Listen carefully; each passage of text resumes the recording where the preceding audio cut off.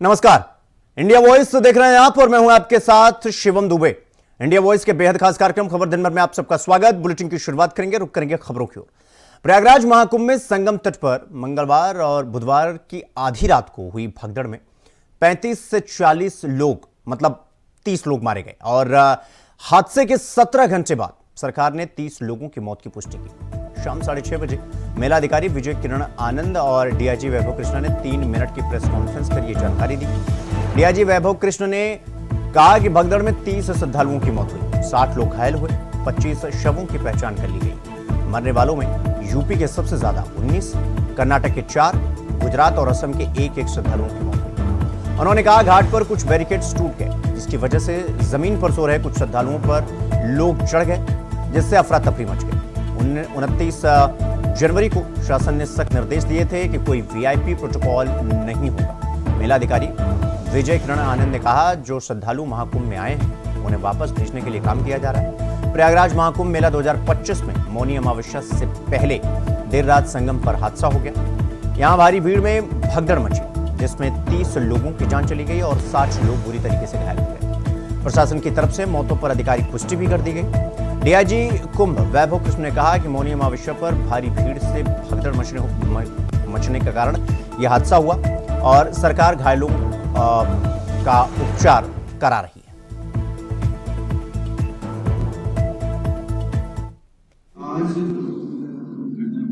महाकुंभ प्रयागराज में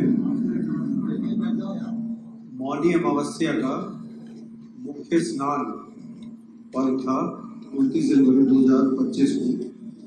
इसमें ब्रह्म मुहूर्त से पूर्व प्रातः 1 बजे से 2 बजे के मध्य मेला क्षेत्र में अखाड़ा मार्ग पर भारी भीड़ का दबाव बना और इस भीड़ के दबाव के कारण दूसरी ओर के बैरिकेड्स टूट गए और भीड़ के लोग बैरिकेड्स बांधकर दूसरी तरफ ब्रह्म मुहूर्त के स्नान का इंतजार कर रहे श्रद्धालुओं को कुचलना शुरू कर दिया। यद्यपि प्रशासन ने तत्काल राहत और बचाव कार्य करते हुए ग्रीन कॉरिडोर बनाया और एम्बुलेंस के माध्यम से लगभग 90 घायलों को अस्पताल तक पहुंचाया, परंतु इसमें से दुर्भाग्यपूर्ण तरीके से 30 श्रद्धालुओं की दुखद मृत्यु हो गई है। 30 इनमें से 25 की पहचान हो चुकी है और शेष की शिनाख्त की जानी बाकी है। कुछ लोग बाहर के प्रदेशों के भी इनमें से हैं, जैसे कर्नाटक के 4 लोग हैं, असम से 1 है, गुजरात से 1 है। कुछ घायलों को परिवार के सदस्यों को लेकर चले गए हैं तथा 36 घायलों का इलाज स्थानीय मेडिकल कॉलेज में चल रहा है। श्रद्धालुओं की सुविधा के लिए मेला प्रशासन द्वारा हेल्पलाइन नंबर 1920 जारी किया गया है, जिस पर यदि कोई व्यक्ति गायब है तो उसके संबंध में जानकारी प्राप्त की जा सकती है। इस समय स्थिति सामान्य है। माननीय मुख्यमंत्री जी द्वारा सभी पूज्य महामंडलेश्वरों, संतों एवं अखाड़ों से वार्ता कर आग्रह किया गया है और सभी इस अमृत स्नान के भागीदार बने। सभी पूज्य शंकराचार्य, पूज्य आचार्य महामंडलेश्वर एवं अखाड़ों के द्वारा श्रद्धालुओं की सुविधा का ध्यान रखते हुए कुछ विलंब से अमृत स्नान आज किया गया। तो मौनी अमावस्या के अवसर पर प्रयागराज महाकुंभ के संगम क्षेत्र में बुधवार तड़के मची भगदड़ में 30 लोगों की मौत हो गई, जबकि 60 अन्य लोग घायल हो गए। सीएम योगी महाकुंभ हादसे पर भावुक हो गए। उन्होंने कहा कि श्रद्धालुओं का दबाव था, प्रयागराज में भीड़ ज्यादा उमड़ी, श्रद्धालु ब्रह्म मुहूर्त में स्नान का इंतजार कर रहे थे। हमने इंतजामात करने के पूरे प्रयास किए। 8 करोड़ लोग प्रयागराज में थे। महाकुंभ में भारी भीड़ के चलते हादसा हुआ। सीएम योगी ने हादसे को लेकर न्यायिक जांच के आदेश दिए। पुलिस के स्तर पर अलग से जांच की जाएगी। सीएम योगी ने मृतकों के परिजनों को 25 लाख रुपए के मुआवजे का ऐलान किया। आगे आने वाले अमृत स्नान पर व्यवस्था को और मजबूत बनाया जाएगा। मौनी अमावस्या के अवसर पर प्रयागराज महाकुंभ के संगम क्षेत्र में बुधवार तड़के मची भगदड़ में 30 लोगों की मौत हो गई, जबकि 60 अन्य लोग घायल हो गए। सीएम योगी महाकुंभ हादसे पर बेहद भावुक हुए और उन्होंने कहा कि श्रद्धालुओं का दबाव ज्यादा था। श्रद्धालु ब्रह्म मुहूर्त में स्नान करना चाहते थे। हमने इंतजाम किया था, लेकिन 8 करोड़ लोग आए थे। महाकुंभ में भारी भीड़ के चलते हादसा हुआ और सीएम योगी ने हादसे को लेकर न्यायिक जांच के आदेश दिए। काफी बड़ी संख्या में श्रद्धालुजन प्रयागराज पहुंच करके स्नान भी कर रहे थे और काफी बड़ी संख्या में श्रद्धालुजन ब्रह्म मुहूर्त का भी इंतजार कर रहे थे। एक दुर्भाग्यपूर्ण हादसा इसी दौरान अखाड़ा मार्ग पर संगम के तट पर हुआ, जिसमें 90 से ज़्यादा लोग गंभीर रूप से या सामान्य रूप से घायल हुए। यह हादसा भारी भीड़ के द्वारा अखाड़ा मार्ग के बैरिकेडिंग्स को तोड़ने और उसके बाद उससे कूद करके जाने के कारण वहाँ पर हुआ है, जिसमें 30 के आसपास लोगों की दुखद मृत्यु हुई है। 36 घायलों का प्रयागराज में उपचार चल रहा है। शेष घायलों को उनके परिवार के सदस्य लेकर के चले गए हैं। घटना दुखद है, मर्माहत करने वाला है।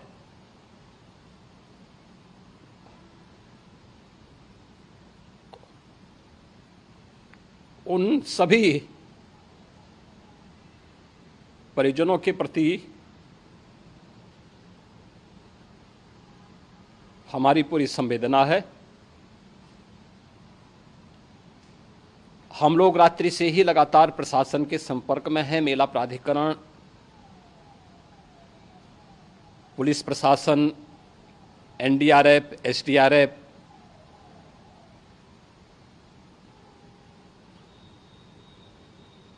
और भी अन्य जितने भी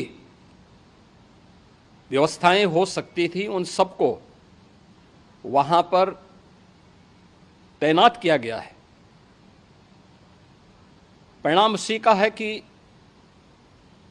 हादसे के कुछ ही देर के बाद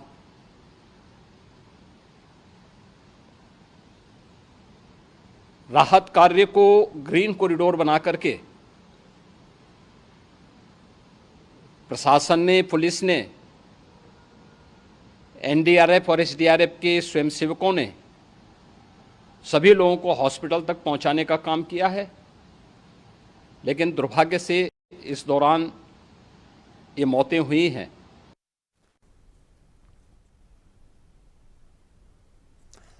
तो उत्तर प्रदेश के प्रयागराज में चल रहे कुंभ मेले में भगदड़ की वजह से 30 लोगों की मौत हो गई और 60 लोग घायल हो गए। देश विदेश के करोड़ों श्रद्धालु कुंभ मेले में आते हैं। प्रशासन ने इस बार प्रयागराज में 45 करोड़ लोगों के आने की उम्मीद जताई थी, लेकिन कई बार बड़ी संख्या में श्रद्धालुओं का आना व्यवस्था बनाए रखने में मुश्किल पैदा कर देता है। फिर छोटी सी चूक बड़े हादसे की वजह बन जाती है। कुंभ के आयोजन के दौरान इससे पहले भी कई हादसे हुए हैं और तब के इलाहाबाद, जब इलाहाबाद हुआ करता था प्रयागराज, तब के इलाहाबाद में और आज के प्रयागराज में कुंभ मेला लगा था। यह आजादी के बाद का पहला कुंभ था। 3 फरवरी 1954 को मौनी अमावस्या के मौके पर बड़ी तादाद में श्रद्धालु संगम तट पर पहुंचे थे। कहा जाता है कि एक हाथी की वजह से इसमें भगदड़ मच गई। इसमें 800 से ज्यादा लोग मारे गए थे। 800, सैकड़ों लोग इसमें घायल हुए थे। इस घटना के बाद तत्कालीन प्रधानमंत्री जवाहरलाल नेहरू ने राजनेताओं और विशिष्ट लोगों को मेले में जाने से बचने की सलाह दी थी। और फिर प्रयागराज कुंभ में आपको लगातार ये ग्राफिक्स के जरिए हम आपको दिखा रहे हैं। नासिक में जब कुंभ लगा था 2013 में, उसमें भगदड़ हुई थी और 39 लोगों की मौत हुई थी। हरिद्वार में जब लगा था तो 19 लोगों की मौत हुई थी। और प्रयागराज कुंभ 2013 जब अखिलेश यादव की सरकार थी तब 36 लोगों की मौत हुई थी। तब श्रद्धालु तकरीबन 12 करोड़ पहुंचे हुए थे। प्रयागराज कुंभ 1954 में जब लगा था उसमें 800 लोगों की मौत। और इसके बाद नासिक में 2003 में जब कुंभ लगा था उसमें 39 लोगों की मौत। हरिद्वार कुंभ 2010 में जब कुंभ लगा था तो 10 लोगों की मौत हुई थी और प्रयागराज कुंभ 2013 में जब अखिलेश यादव की सरकार थी तो उसमें 36 लोगों की जान चली गई थी।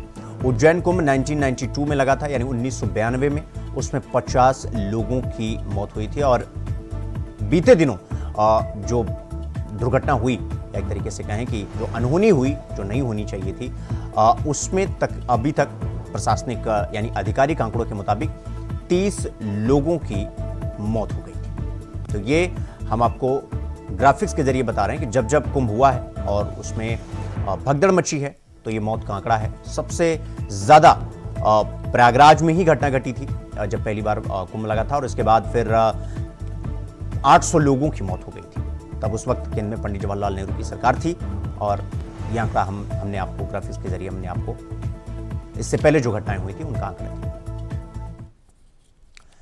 तो आज मौनी अमावस्या यानी अमृत स्नान का दूसरा दिन था, जहां करोड़ों की संख्या में श्रद्धालु वहां पर पहुंचे।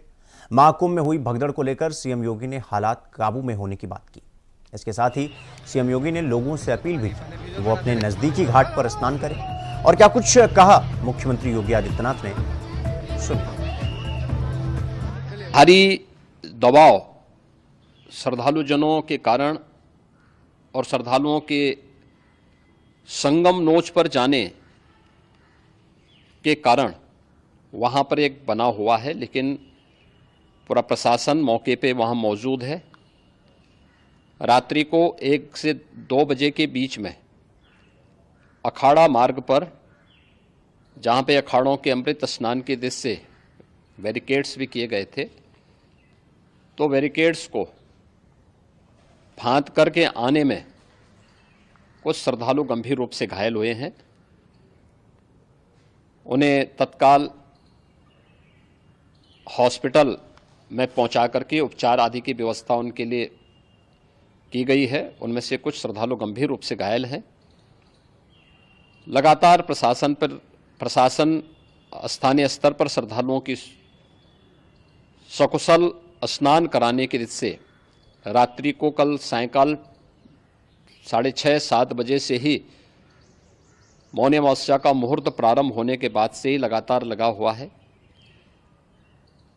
प्रयागराज में महाकुंभ में श्रद्धालु जनों के सकुशल स्नान करने, स्नान के लिए देश भर से आए हुए श्रद्धालु जनों की व्यवस्था के लिए, उनके कुशल क्षेम के लिए आदरणीय प्रधानमंत्री जी का प्रातःकाल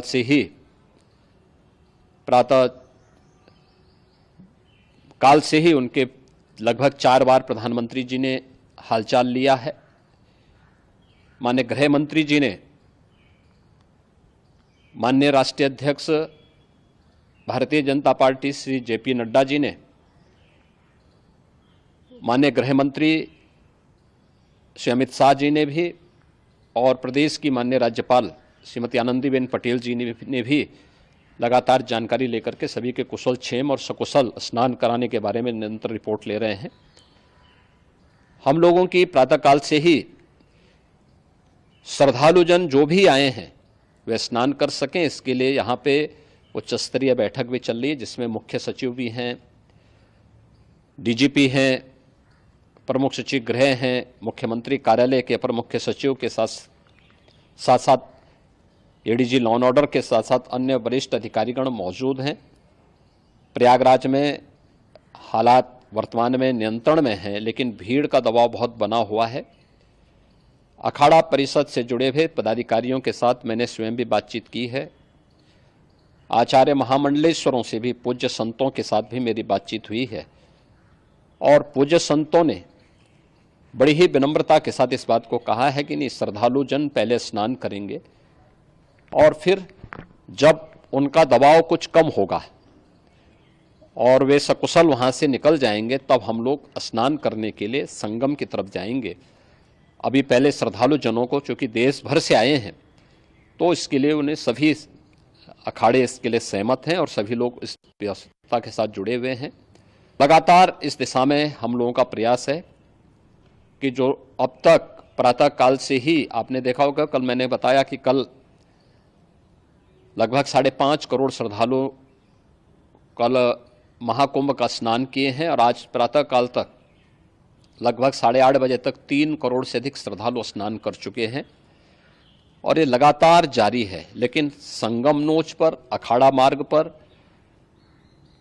नागवासुकी मार्ग पर लगातार दबाव बना हुआ है और वहाँ पर श्रद्धालुजनों की सुविधा के लिए भी हर प्रकार की वहाँ पर प्रशासन पूरी मुस्तैदी के साथ लगा हुआ है। और इसीलिए मेरी अपील है पूरे प्रदेशवासियों से, पूरे देशवासियों से और सभी श्रद्धालुओं से भी, सभी पूज्य संतों से भी कि अफवाह पर कोई ध्यान न दें, संयम से काम लें। ये सब आयोजन सभी लोगों का है। प्रशासन उनकी सेवा के लिए पूरी तत्परता के साथ लगा हुआ है। केंद्र और राज्य सरकार पूरी मजबूती के साथ वहां पर हर प्रकार का सहयोग करने के लिए तत्पर है। लेकिन कोई किसी अफवाह पे ध्यान न दे। कोई भी व्यक्ति नकारात्मक अफवाह फैलाने का प्रयास करेगा, उस प्रकार से नुकसान हो सकता है। और जहां पर हैं आप, लगभग 15 से 20 किलोमीटर के दायरे में अस्थायी घाट बनाए गए हैं, उसमें कहीं भी वे स्नान कर सकते हैं। आवश्यक नहीं कि संगम नोच की तरफ ही आए। क्यों? तो महाकुंभ का 17वां दिन मौनी अमावस्या पर सबसे पहले 3 शंकराचार्यों ने अमृत स्नान किया। अब साधु संत छोटे छोटे ग्रुप में अपने इष्ट देव के साथ सांकेतिक रूप से संगम में स्नान कर अखाड़े के आचार्य महामंडलेश्वर स्वामी अवधेशानंदगिरी महाराज रथ पर निकले। नागा साधुओं ने तलवार लहराई, जयकारे लगाते हुए संगम घाट पहुंचे। निरंजनी अखाड़े के आचार्य महामंडलेश्वर कैलाशानंदगिरी महाराज ने संगम में डुबकी लगाई। हेलीकॉप्टर से संतों और श्रद्धालुओं पर फूलों की बारिश की गई।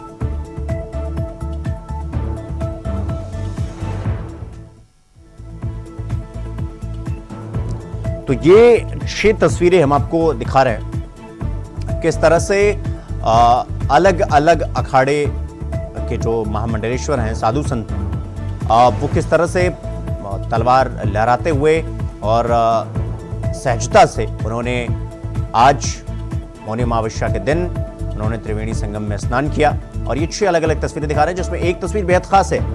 वो ये कि हेलीकॉप्टर से इन साधु संतों पर, सन्यासियों पर, श्रद्धालुओं पर पुष्प वर्षा की गई।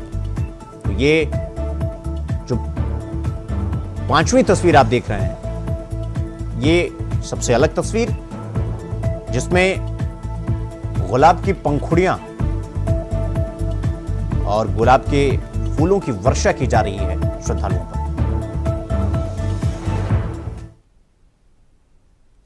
तो उत्तर प्रदेश के प्रयागराज महाकुंभ मेला 2025 के दौरान मौनी अमावस्या स्नान पर्व पर मची भगदड़ की घटना को लेकर योगी आदित्यनाथ सरकार के मंत्री के बयान पर विवाद शुरू हो गया। कैबिनेट मंत्री और निषाद पार्टी के अध्यक्ष संजय निषाद ने महाकुंभ 2025 में मौनी अमावस्या स्नान के दौरान देर रात घटी घटना को छोटी मोटी घटना करार दे दिया। उन्होंने कहा कि महाकुंभ मेले में मौनी अमावस्या पर बहुत बड़ी भीड़ उमड़ी। उन्होंने कहा कि इस प्रकार की भीड़ का प्रबंधन करना चुनौतीपूर्ण होता है, चैलेंजिंग होता है, और इतना बड़ा प्रबंधन है, इतनी बड़ी भीड़ है, ऐसे में इतने बड़े आयोजन में छोटी मोटी घटनाएं हो जाती हैं। हालांकि विवाद बढ़ने के बाद मंत्री ने इस घटना को बड़ा बताते हुए माफी मांगी।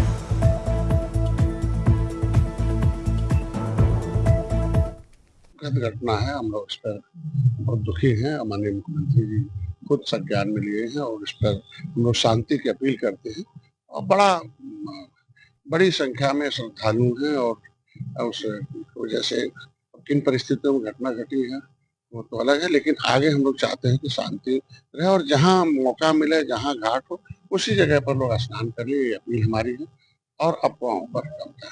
अब उनका निजी बयान हो सकता है, उस पर टिप्पणी नहीं करना, लेकिन जो प्रबंधन है, जिस तरीके से भीड़ है दुनिया में, शायद इतना बड़ा प्रबंधन, इतनी बड़ी भीड़ दुनिया में कहीं नहीं हुआ होगा। तो जहाँ इतना बड़ा प्रबंधन और इतना बड़ा भीड़ होती तो छोटी मोटी कहीं न कोई घटना हो जाती। ये घटना हमारे लिए दुखद है, मैं चाहता हूँ आगे न हो, उसके लिए हम लोग पूरी सरकार मुस्तैद है। अब ये तो जब आएगा, अभी तो पता चला है, उसमें जब मुझे पता चलेगा तभी उस पर कुछ कहा जा सकता है। तो यहां पर रुकेंगे एक छोटे से ब्रेक के लिए। खबरों का सिलसिला जारी है, फौरन लौट रहा। तो ब्रेक के बाद एक बार फिर आप सबका स्वागत है मेरे साथ। रुक करेंगे अगली खबर की ओर। प्रधानमंत्री मोदी बुधवार को विधानसभा चुनाव प्रचार के लिए दिल्ली पहुंचे। प्रधानमंत्री ने करतार नगर में 50 मिनट की स्पीच दी और इस दौरान उन्होंने शिक्षा घोटाला, शराब घोटाला, शीशमहल का जिक्र किया। साथ ही यमुना में जहर मिलाने के केजरीवाल के आरोपों का भी जवाब दिया। प्रधानमंत्री मोदी ने कहा कि दिल्ली के एक पूर्व सीएम ने हरियाणा के लोगों पर घिनौने आरोप लगाए। क्या हरियाणा के लोग अपने बच्चों के पानी में जहर मिला सकते हैं? हरियाणा का भेजा यही पानी दिल्ली में रहने वाले हमारे सारे जज, जस्टिस, सम्मानित सदस्य पीते हैं। आपका प्रधानमंत्री भी यही पानी पीता है।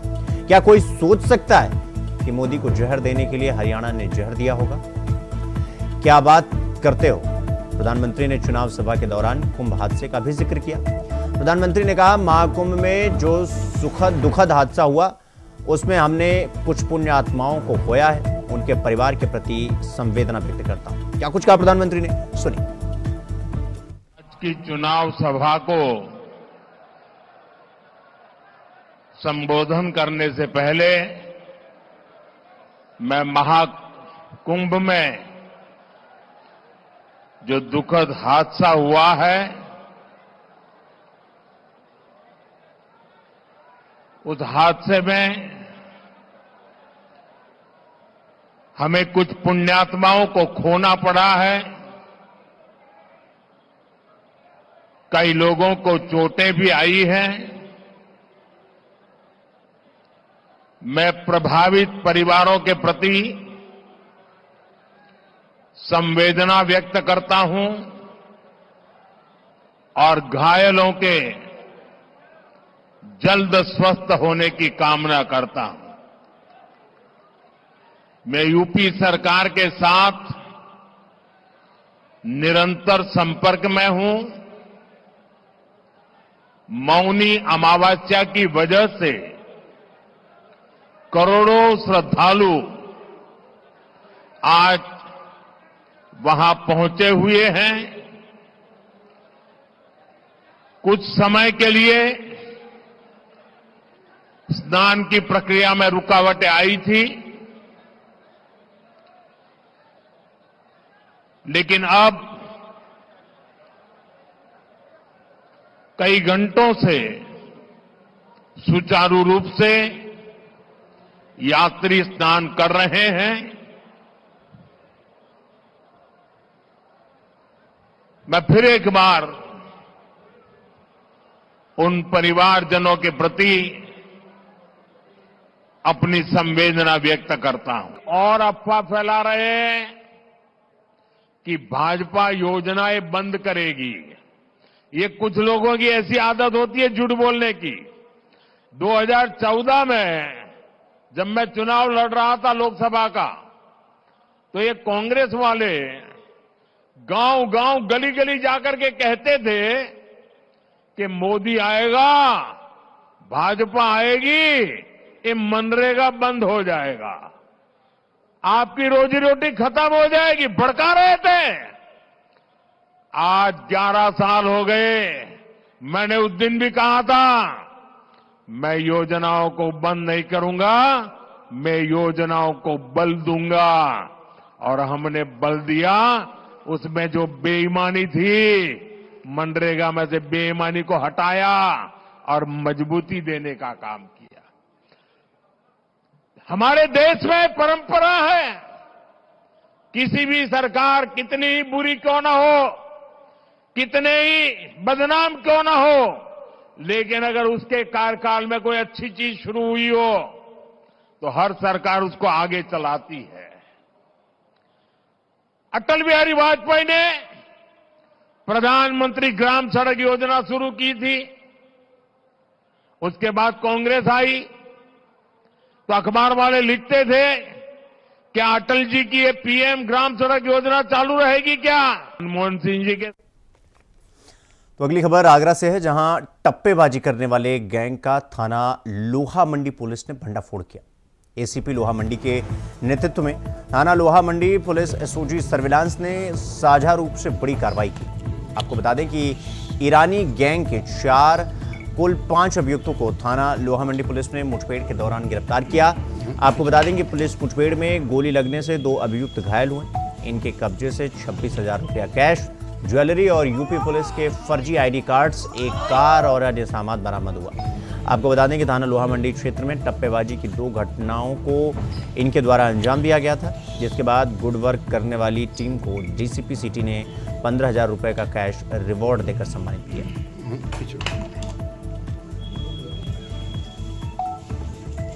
कमिश्नरेट आगरा के थाना लोहा मंडी पुलिस को एक बड़ी सफलता मिली है।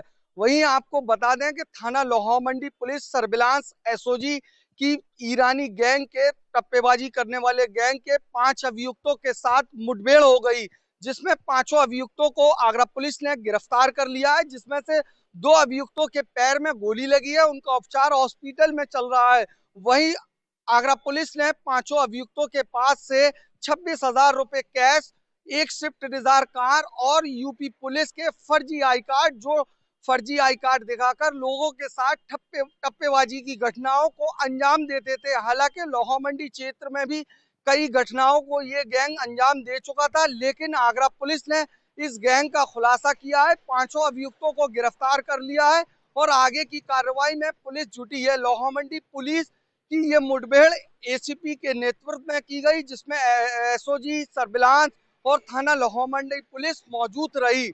कह सकते हैं कि ये संयुक्त कार्रवाई बड़ी कार्रवाई मानी जा रही है, क्योंकि ईरानी गैंग के 5 अभियुक्तों को पुलिस ने गिरफ्तार कर जेल भेज दिया है। अपने सहयोगी उमर के साथ जीशान अहमद, इंडिया वॉइस आगरा। तो खबर दिन भर में आज के लिए बस इतना ही। देश और दुनिया की तमाम खबरों को देखने के लिए देखते हैं इंडिया वॉइस। नमस्कार।